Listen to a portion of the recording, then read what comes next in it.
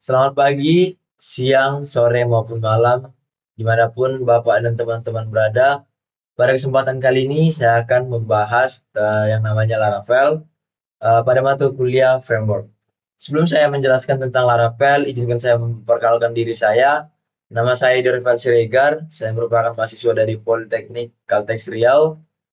Saya dari dua sistem informasi B, Prodi Sistem Informasi, generasi ke-24.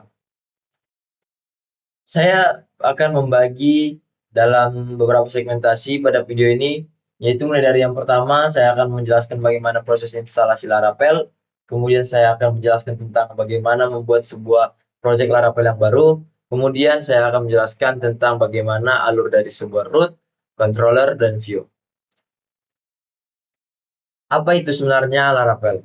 Laravel adalah framework PHP berbasis MVC atau sering disebut dengan Model View Controller, yang dimana framework Laravel ini dapat membantu kita membuat sebuah aplikasi web dengan cara yang lebih cepat, rapi, dan aman. Kemudian apa fungsi utama dari Laravel? Fungsi utama dari Laravel adalah yang pertama, mempercepat pengembangan web. Dua, menyediakan struktur folder yang rapi. Yang ketiga, pada framework Laravel ini banyak sekali fitur-fitur bawaan mulai dari autentifikasi, routing, dan template engine. Yang keempat itu, framework Laravel ini lebih aman untuk aplikasi web. Apa saja tools-tools yang akan kita gunakan? Yang pertama itu ada yang namanya Laragon. Laragon ini adalah sebuah software untuk membuat server lokal, yang dimana kelebihan dari si Laragon ini itu aplikasinya ringan dan praktis untuk Laravel. Kemudian untuk tools yang kedua itu kita akan gunakan Composer, yang dimana Composer ini sendiri adalah the dependency manager untuk PHP, yang dimana fungsinya itu seperti pengatur paket atau manajer library, yang dimana Laravel dan banyak framework lainnya banyak sekali menggunakan Composer ini untuk mengunduh dan mengelola semua library yang diperlukan agar sebuah project dapat berjalan. Oke, sekarang kita akan masuk ke proses instalasi Laravel.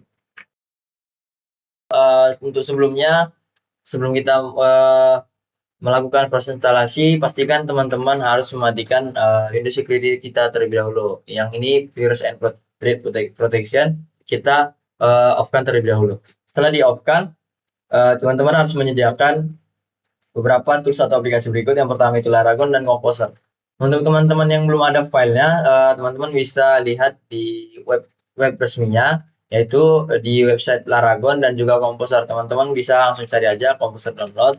Teman-teman bisa download, kemudian klik pada bagian ini, maka Composer akan langsung terinstall. Kemudian untuk yang Laragon, di sini saya menggunakan Laragon versi 6.0 karena di versi terbaru sekarang sudah berbayar. Oke, setelah teman-teman punya tools-tools ini, teman-teman bisa langsung lakukan proses instalasi. Untuk itu, teman-teman buat terlebih dahulu sebuah folder yang dimana folder tersebut nantinya kita akan isi dengan proyek-proyek kita. Di sini saya membuat folder dengan nama install Laravel, yang dimana saya akan membuat proyek saya di bagian sini. Kita ekstrak terlebih dahulu file Laragonnya, klik kanan, kita ke WinRAR, kemudian ekstrak file, masuk ke dokumen, kemudian kita masuk ke folder, isi folder yang ini, yaitu install Laravel. Kita klik OK, maka akan terjadi proses ekstrak. Kita tunggu sampai selesai.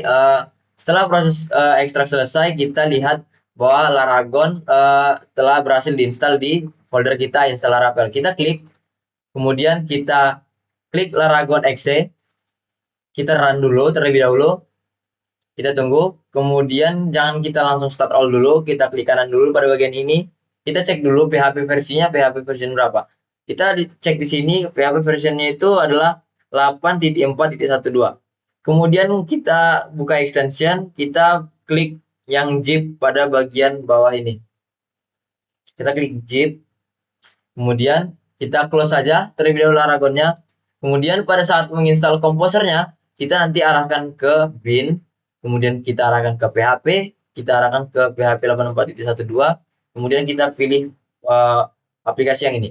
Oke, kita lakukan instalasi komposernya, kita klik 2 kali, kita run. kemudian kita klik install for all user, kemudian kita yes, kemudian kita next, kemudian kita browse. Di sini kita browse dulu, kita cari file yang ini, yang php.exe ini. Berarti kita browse, kita cari di dokumen, di file install Laravel, masuk ke Laragon, masuk ke bin, yang ini bin, masuk ke PHP, masuk ke PHP 8.12, baru klik php.exe, klik open. Maka klik next, kita tunggu, kita next kan juga, langsung kita install. Kita tunggu sampai proses instalasi komposernya selesai. Oke, setelah seperti ini kita klik finish, maka kita telah berhasil menginstal komposer kita. Setelah seperti ini kita tinggal melakukan proses instalasi Laravelnya. Kita tinggal masuk ke folder www, yaitu pada Laragon. Kita masuk ke www. Di sini kita terlebih dahulu klik kanan, kita open in terminal. Nah, ketika kita open in terminal, kita masukkan baris kode berikut untuk melakukan proses instalasi Laravel. Kita klik seperti ini, kita enter, maka proses instalasi Laravelnya akan berlangsung. Oke, untuk teman-teman yang belum pernah mencoba install Laravel, maka nanti dia akan melakukan proses pengunduhan Laravel. Karena saya sudah pernah menginstal Laravel, oleh karena itu saya hanya ditampilkan seperti ini, bahwasannya saya sudah pernah melakukan instalasi Laravel. Oke, untuk teman-teman yang belum punya, tunggu saja loadingnya sampai selesai, sampai berhasil menginstal sebuah Laravel.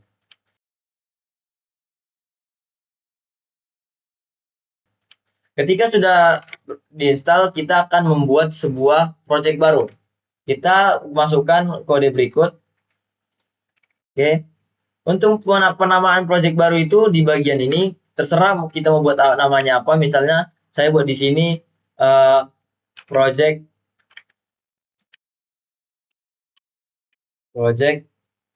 perdana. Nah, di sini saya akan dibuatkan nama project dengan nama project perdana dengan versi Laravel versi 12. Ketika seperti ini kita klik enter saja, maka proses pembuatan project baru akan berjalan. Ini sedang creating a Laravel. Kita tunggu sampai prosesnya selesai. Baiklah, setelah seperti ini maka project kita telah berhasil kita buat, project baru kita telah berhasil kita buat. Maka kita bisa ke close saja terminalnya. Kita buka di Visual Studio Code project kita yang baru tadi, yang baru kita buat. Kita open folder, kita masuk ke install Laravel, kemudian ke Laragon, kemudian masuk ke www, kemudian kita buka project yang telah kita buat tadi. Kita masuk ke folder. Oke, maka kita telah berhasil membuat project baru. Di bagian ini kita kita lakukan konfigurasi, yaitu di env. Di env ini kita ganti, kita konfigurasi pada bagian baris 23 sampai dengan 28. Di baris 23 kita ganti dengan MySQL. Kemudian dari baris 24 sampai 28 kita hapus pagarnya. Kemudian kita masukkan nama database yang ingin kita buat. Sebagai contoh, di sini saya buat nama database saya itu perdana. Oke. Setelah itu kita akan migrate. Kita buka terminal terlebih dahulu. Kita akan coba migrate sambil kita hidupin komposer kita. Kita hidupin komposer.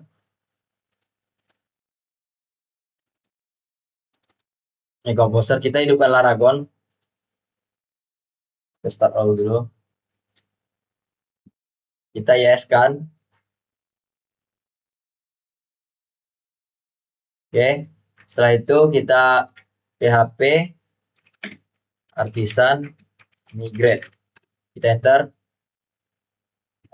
Maka program akan menanyakan apakah database ini akan kita buat. Kita klik ya. Kita tuliskan yes. Maka sistem akan melakukan migrate. Maka database dengan nama perdana telah selesai dibuat. Oleh karena itu, kita sudah bisa menjalankan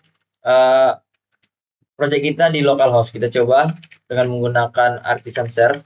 Kita coba dulu apakah masih error atau ada error. Kita tengok.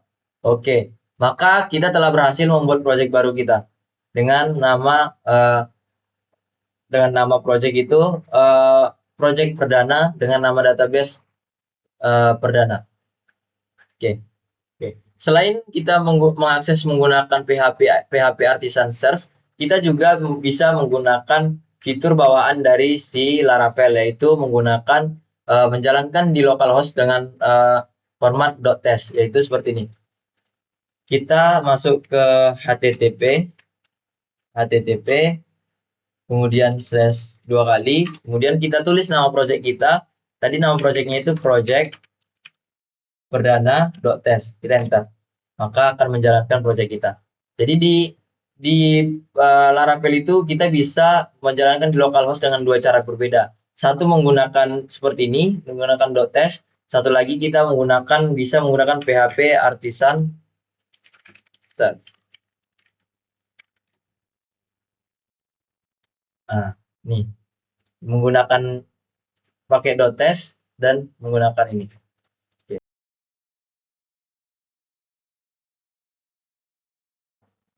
Baiklah, selanjutnya saya akan menjelaskan tentang alur dari root, controller, dan view. Kita akan masuk ke pengertian-pengertian dari root, controller, dan view terlebih dahulu. Root itu dianalogikan sebagai pintu, yang dimana root itu berperan sebagai pintu masuk dari URL. URL itu ini merupakan sebuah URL, di mana user dapat melakukan request. Kemudian ada yang dinamakan dengan controller, yang dimana controller ini isinya merupakan sebuah logika-logika seperti logika menarik data dari model, menampilkan view atau return view. Kemudian ada beberapa logika lainnya. Kemudian ada view. View itu sendiri merupakan tampilan yang langsung berhubungan dengan user atau interaksinya dengan user. Sebagai contoh, website PCR ini merupakan sebuah view. View karena user dapat berinteraksi secara langsung. Oke, untuk yang pertama saya akan menjelaskan tentang root. Root itu dibagi menjadi 3 yang sudah saya pelajari, yaitu basic root, parameter root, dan name root. Untuk basic root sendiri itu merupakan root sederhana, contoh sebagai root yang berperan untuk menampilkan view, menampilkan sebuah teks, dan kemudian ada parameter root, yang dimana di root ini kita bisa memasukkan sebuah parameter, yang dimana ketika kita masukkan parameter akan disimpan ke dalam sebuah variabel. Kita akan cobakan nantinya. Kemudian yang ketiga itu ada name root. Name root ini dapat dibilang seperti membuat sebuah alias dalam root kita. Contoh, kita membuat nama root kita itu dengan dashboard user. Kita bisa buat name root db user, yang dimana ketika kita hanya mengklik db user saja, maka root akan menjalankan perintah dari si dashboard user tersebut atau root dari dashboard user tersebut. Oke, baiklah. Di sini saya akan menjelaskan bagaimana alur dari root, view, dan controller. Oke, untuk ini saya sudah membuat beberapa root, dari itu basic root, kemudian ada parameter root, kemudian yang ketiga itu ada name root. Untuk basic root itu yang pertama saya menggunakan ini. Ketika saya memanggil di URL itu menggunakan IDO, maka dia akan menampilkan tulisan halo, nama saya Idul Srega. Langsung saja kita coba. Jadi sebelumnya fungsi root itu ada di sini. Inilah yang akan kita panggil di URL kita nantinya. Ini mana setiap pemanggilan ini akan menjalankan sebuah fungsi yang di dalamnya bisa kita isi. Di mana berbeda dengan CI, code igniter. Di code igniter itu rootnya hanya untuk menampilkan view. Berbeda dengan si Laravel. Di Laravel itu untuk root sendiri bisa diberikan logic-logic. Oke. Kemudian di sini saya akan coba untuk root yang pertama itu yaitu basic root sederhana. Di sini halaman default itu seperti ini. Berikut adalah halaman default. Kenapa halaman ini yang tampil? Karena ketika kita membuat URL-nya kosong atau default atau tidak ada pemanggilan di sini, maka dia akan mereturn view dengan nama view-nya itu welcome. Di Laravel kita bisa lihat view itu di folder results dan folder roots itu file root kita bisa lihat di roots. Oke. Untuk basic root itu kita lihat di sini, ketika kita memanggil kosong maka dia memanggil welcome. Kemudian ketika kita memanggil Ido, maka dia akan menampilkan halo nama saya Ido Rafael Siregar. Kita coba slash kita buat Ido, maka dia akan menampilkan halo nama saya Ido Rafael Siregar. Nah, berikut hasilnya. Kemudian untuk root selanjutnya itu adalah root dengan parameter, yang dimana sama dengan percobaan sebelumnya, kita akan mengisi rootnya dengan sebuah parameter yang dimana isinya itu akan disimpan di sebuah variabel. Jadi dari root ini kita bisa lihat jika kita memanggil hobi, kita panggil hobi di sini, kemudian kita masukkan hobi kita di URL sebagai contoh futsal, maka dia akan menyimpan si futsal kita ini ke dalam variabel hobi. Namun di sini saya membuat parameternya opsional dengan membuat tanda tanya, yang dimana ketika kita tidak memasukkan URL pada bagian ini tidak jadi masalah. Namun yang keluar itu akan tidak punya hobi karena ini nilai default dari si variabel hobi. Kita coba dulu tanpa memasukkan variabel hobi yang ada tanda tanya ini. Kita coba, pasti dia akan hanya menampilkan hobi saya adalah tidak punya hobi. Kita cek. Nah, hobi saya adalah tidak punya hobi. Namun, ketika saya membuat hobi, kemudian saya slash, saya isi futsal, maka tampilannya nanti hobi saya adalah futsal karena kita sudah memberikan isi dari parameter atau isi dari variabel ini. Kita coba variabel futsal, isi futsal, maka hobi saya adalah futsal. Kemudian di sini saya mencoba menggunakan root dengan dua parameter, di mana di sini akan menampilkan alamat saya di kota menampilkan isi variabel kota, kemudian provinsi menampilkan isi variabel provinsi. Sama dengan cara sebelumnya, kita tinggal melakukan pengisian di URL-nya. Di sini kita lihat alamat, kita tinggal buat alamat saja, alamat, kita kasih slash, kemudian kita isi untuk nama kota kita, misalnya Pekanbaru, kita kasih slash, provinsi, Riau.